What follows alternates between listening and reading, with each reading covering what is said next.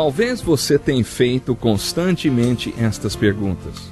Onde posso encontrar refúgio num mundo cheio de conflitos? Ou, como e onde posso encontrar força para vencer nesse mundo que oferece tantas derrotas? Acompanhe agora com o pastor Edson Bruno mais um programa Encontro com a Palavra.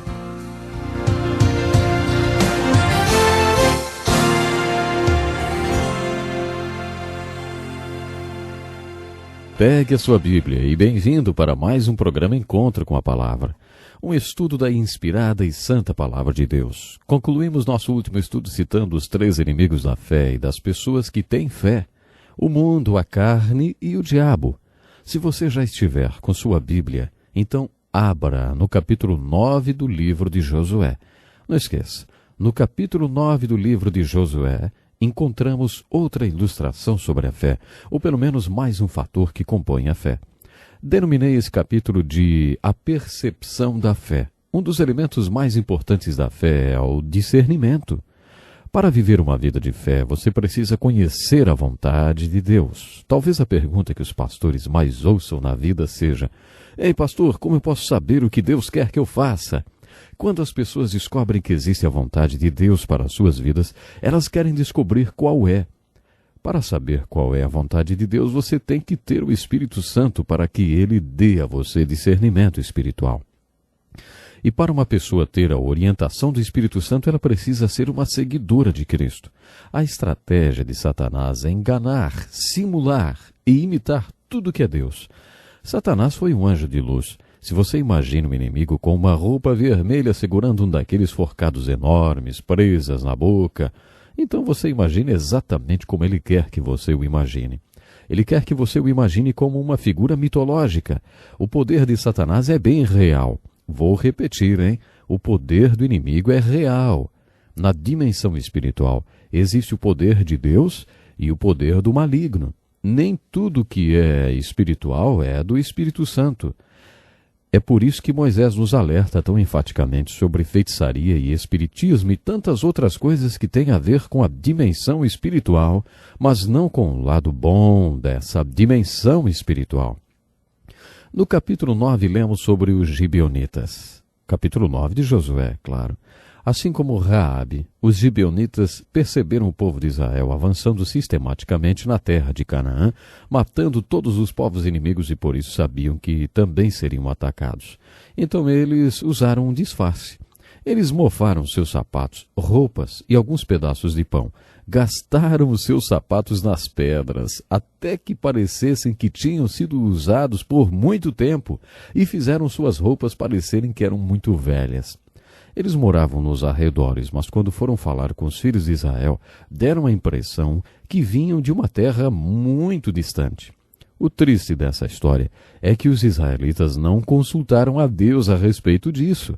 Eles simplesmente fizeram um acordo com essa gente. Os gibeonitas imploraram aos israelitas que fizessem um acordo com eles. Façam um trato conosco. Nós não somos da terra de Canaã. Somos de uma terra muito distante. Sabe, os israelitas não consultaram ao Senhor. Eles tomaram a decisão sozinhos e fizeram um acordo com aquela gente. Logo depois descobriram que, na verdade, os gibeonitas não eram de uma terra distante. Eles era dali mesmo, das terras de Canaã. Eles eram tão incivilizados naqueles dias, vamos dizer assim, que mantiveram o acordo que tinham feito com os gibeonitas e não os mataram. Por isso eles escravizaram aquele povo.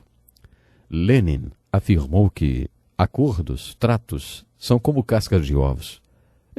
Tratos e acordos são como cascas de ovos, ele diz. Foram feitos para serem quebrados. Você sabe, né? Todo mundo hoje quebra acordo, né? Quebra tratos.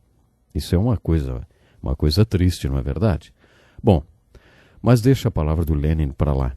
Muitas vezes ouvimos que os povos daquele tempo eram incivilizados, mas eles levavam os tratados, os acordos muito a sério. Os homens de Israel não exterminaram os gibeonitas.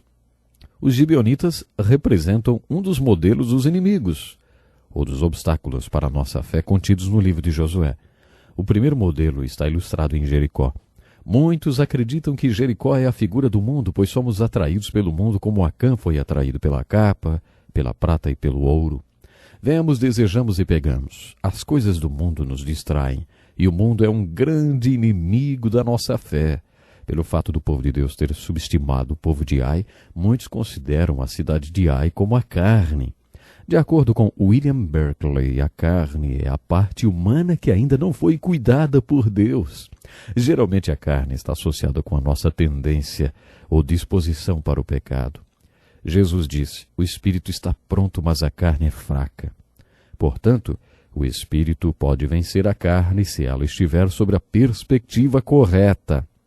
A aproximação dos gibeonitas e o trato que eles propuseram ilustra o próprio diabo, porque essa é a forma como ele opera.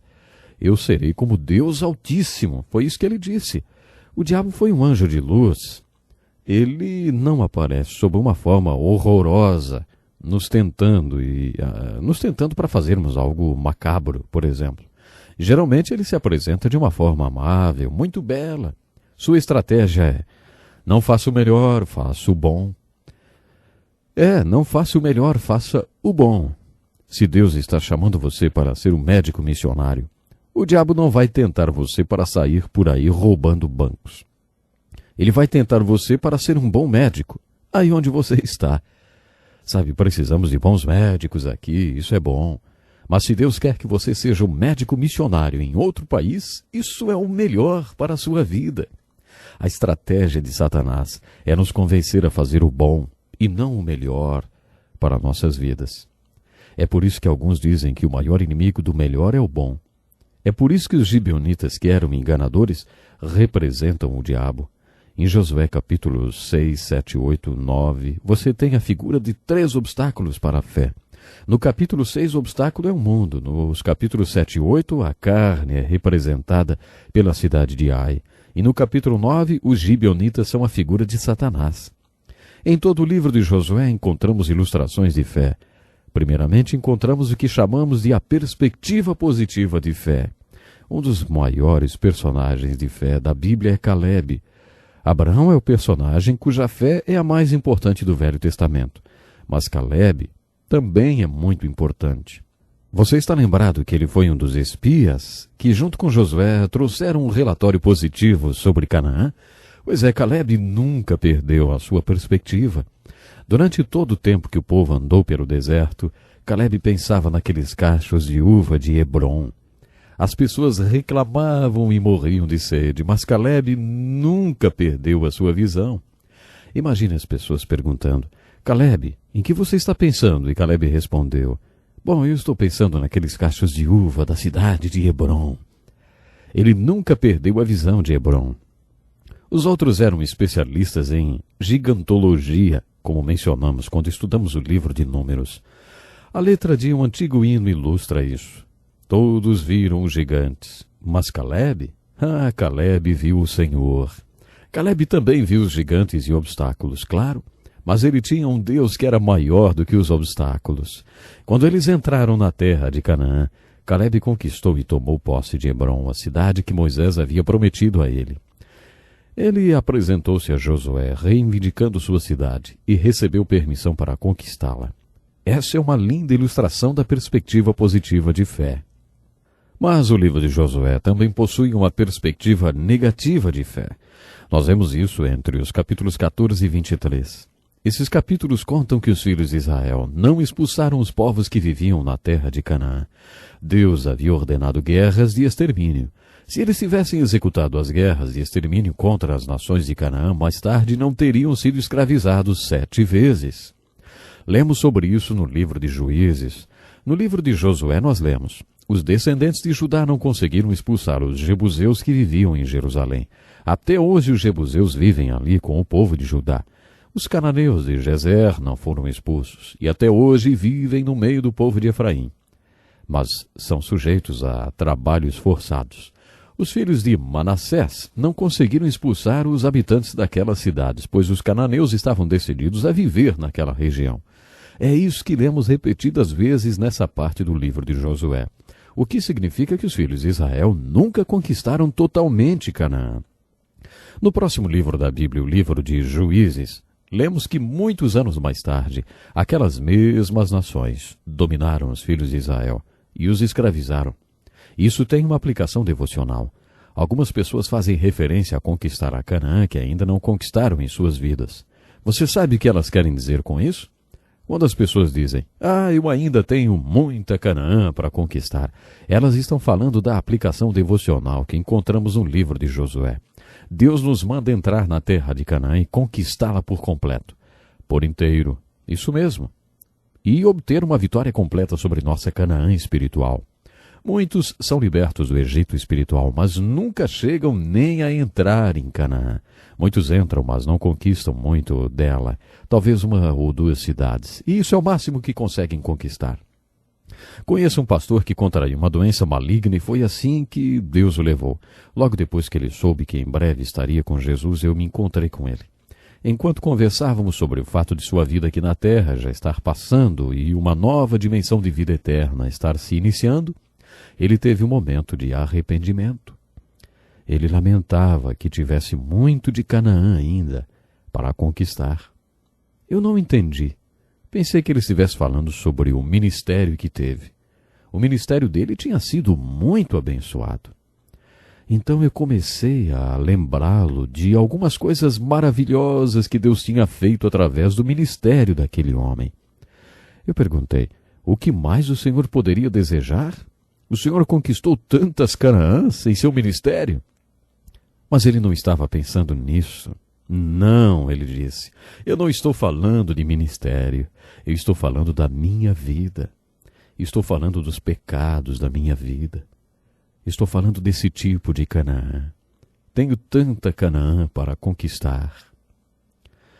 Pois é, conversando com o seu médico, esse pastor falou, eu ainda tenho tanta Canaã espiritual dentro de mim e gostaria de conquistá-la antes de encontrar-me com o Senhor. O médico então disse, a doença que você tem vai ajudá-lo nisso. Deus usará o seu sofrimento para queimar tudo aquilo que é contrário à natureza dele. Quando finalmente você se encontrar com o Senhor, será uma relação de espírito com espírito. Você conquistará a sua Canaã nos meses que Deus ainda tem aqui para você. Sabe, o sofrimento pode ter esse efeito em nós. É essa aplicação devocional dessa parte do livro de Josué. A minha pergunta é, e você? Já conquistou sua Canaã espiritual? Essa parte do livro de Josué também levanta algumas questões sobre guerra de extermínio. Essa questão é um problema para muitas pessoas. Como esse Deus de amor que nós conhecemos hoje pode ter ordenado uma guerra com o objetivo de exterminar o povo adversário? Responderei a essa pergunta no nosso próximo estudo, portanto você não pode perder. O nosso tempo hoje acabou, mas programe-se para estarmos juntos outra vez no nosso próximo encontro com a palavra. Até lá então. Deus lhe abençoe. Que lição importantíssima. Obrigado, pastor Edson Bruno. Prezado ouvinte, coloque em prática o que você ouviu aqui. Sem dúvida, sua vida será grandemente abençoada. Este é um estudo escrito pelo Dr. Dick Woodward, na voz do pastor Edson Bruno. Escreva-nos e solicite o material. Nosso endereço é Encontro com a Palavra, Caixa Postal 2011, CEP 89201-970, Joinville, Santa Catarina. Até o nosso próximo encontro com a Palavra.